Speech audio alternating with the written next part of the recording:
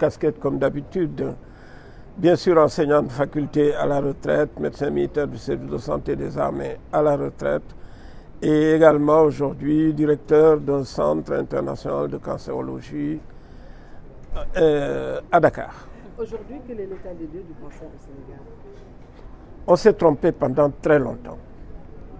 Pendant très longtemps, nous avions cru que les grandes priorités n'étaient que le paludisme, le sida, les maladies infectieuses.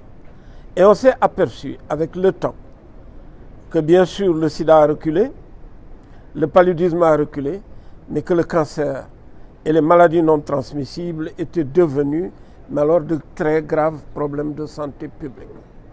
Malheureusement, nous avions pris un peu de retard dans la lutte contre ces maladies non transmissibles, surtout contre le cancer et les maladies cardiovasculaires. Et donc, du coup, il a fallu mettre les bouchées doubles, aussi bien en termes de stratégie que en termes de réalisation. Il y avait 4 grands cancers comme problème. Le col en tête d'après le cirque, le sein en 2e position, en 3e position le foie et en 4e position le cancer de la prostate. Et on s'est aperçu que le cancer de la prostate est devenu le premier cancer chez l'homme. Mais parmi tous ces cancers, il y en a un qui est spécial. Il s'appelle le cancer du col de l'utérus. Heureusement, c'est le seul cancer au monde qu'on pourrait éradiquer. Parce qu'on connaît le coupable. En quoi faisant? Le coupable, il s'appelle papillomavirus. C'est plus de 200 virus qui proviennent d'une infection génitale et qui peuvent progressivement, en 20-25 ans, donner des lésions précancéreuses, puis des cancers. Et à chaque fois que meurt une personne d'un cancer du col de l'utérus, c'est énormément de problèmes médicaux et économiques en même temps. 17 personnes vont être impactées par la mort d'une seule personne. Et donc, alors qu'il existe des stratégies. Ces stratégies sont nombreuses, mais on peut dire qu'on peut les simplifier.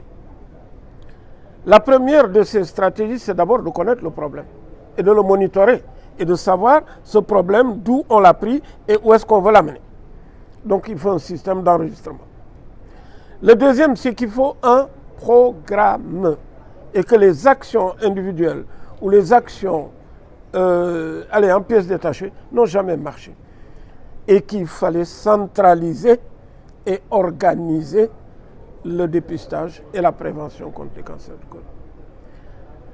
Bien sûr que derrière, il faut des ressources humaines.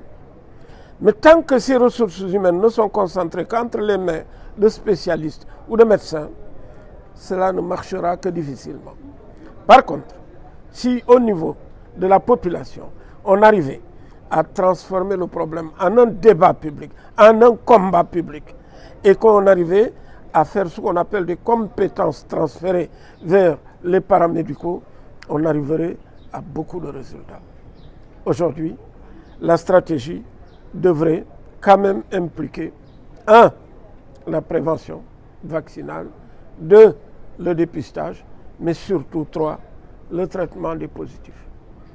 Et heureusement que nous sommes aidés en cela par beaucoup de compétences locales et étrangères. Vous voyez ce bonhomme de petite femme que vous voyez là en orange? 1989. C'était la première femme qui a amené la colposcopie ici au Sénégal. Et ensuite, je suis allé à Paris. Elle m'a accueilli entre 1991 et 1993 et intégré dans le groupe des papillomavirus de Paris.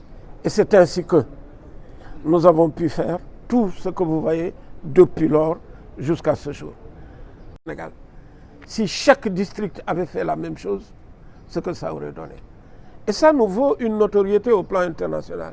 La Virginie nous a envoyé 6 étudiantes et étudiants qui ont été primés à leur retour aux États-Unis pour le travail qui a été fait à la maternité de Yeumbeul. Et je crois que ceci va continuer.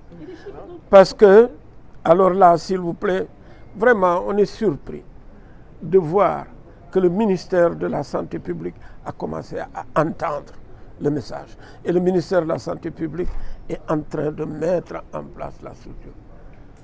Nous n'échapperons pas à la systématisation et à l'organisation d'un programme national de lutte contre le cancer. Les chiffres donnent quoi exactement en termes de cancer du col de l'utérus au Sénégal? Il n'y a pas au Sénégal un registre prenant toute la population du Sénégal. Il n'y a au Sénégal que des estimations qui nous viennent du Centre international de recherche sur le cancer. Le registre est à ses débuts, enfin, il renaît, parce qu'il a été fermé en 1974. À l'époque, je n'étais même pas encore étudiant en médecine. Et donc, aujourd'hui, ce registre va revivre. Aujourd'hui, le système d'enregistrement va se faire. Aujourd'hui, ce ne sera plus que l'affaire des politiciens, des praticiens, des spécialistes. Les associations s'en sont mêlées. J'avais dirigé et créé une structure qui s'appelait la LISCA, qui a été reprise par une dame avec qui j'ai fait un travail extraordinaire sur le cancer du col, en essayant de voir quels étaient les facteurs en dehors du seul papillomavirus. C'est Fatma Genoun, et qui avait fait un travail extraordinaire. C'est l'une des premières que nous avions formées également en colposcopie. Donc les chiffres, les vrais, on ne les a pas. On n'a que des estimations qui montrent que le cancer du col est aujourd'hui le premier cancer chez la femme. Et d'autres chiffres montrent que dans une structure de soins qui s'appelle l'Institut du cancer, le cancer du sein est le plus fréquemment rencontré. Et donc, ce n'est plus une bataille de chiffres, c'est une bataille de dire, chez les femmes, il y a 2 cancers qui tuent les femmes. Ces 2 cancers, il est possible de faire quelque chose et faisons-le. Mais ne le faisons pas un jour, ne le faisons pas un mois, faisons-le pendant 1 an, toute l'année. Et je crois que dans le cadre d'un programme organisé, centralisé, au niveau national, au niveau district, au niveau régional, sky is the limit. Voilà, je remercie vraiment tous les participants qui sont venus aujourd'hui et qui sont là, représentés autour de ce petit groupe. Mais je crois que nous avons beaucoup avancé sur le traitement du cancer du col et la prise en charge du cancer du col.